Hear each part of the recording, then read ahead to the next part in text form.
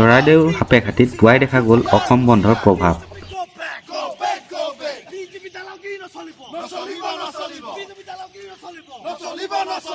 BJP নেতৃত্বাধীন কেন্দ্ৰীয় তথা ৰাজ্য চৰকাৰখনে নাগৰিকত্ব সংশোধনী বিধেয়কক আইনত পৰিণত কৰি পেলাই অসমীয়া জাতি, অসমীয়া ভাষা আৰু সংস্কৃতিৰ ওপৰত যি ধৰণে মাধৰমাহ আনিব বিচাৰিছে তাৰ ঘূৰ বিৰোধিতাৰে আমি অসমৰ প্ৰেক্ষাপটৰ আটাইবিলাক জাতীয় জনগোষ্ঠীয় দল সংগঠনে আজি পৰ্যন্ত অবিৰত গতিত গণতান্ত্ৰিক মাধ্যমেৰে আন্দোলনৰ কাৰ্যসূচী মই হাতত লৈ আহিছো। আৰু এই বিজেপি নেতৃত্বাধীন চৰকাৰখনে গণতান্ত্ৰিক মাধ্যমৰ আন্দোলনক কোনো ধৰণৰ গুৰুত্ব আৰোপ নকৰি যিধৰণে নিজৰ কথাতে আজিৰ দিনলৈকে অটল থাকি নাগৰিকত্ব সংশোধনী বিধেয়কৰ জৰিয়তে আমাৰ অসমীয়া ভাষা, অসমীয়া জাতিক একেবাৰে নিশেষ কৰি দিব বিচাৰিছে, তাক আমি ধিক্কাৰ দিছো।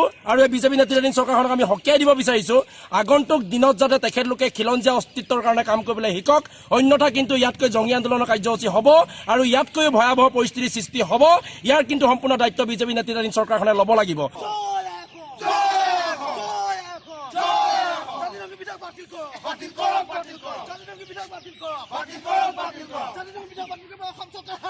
হয়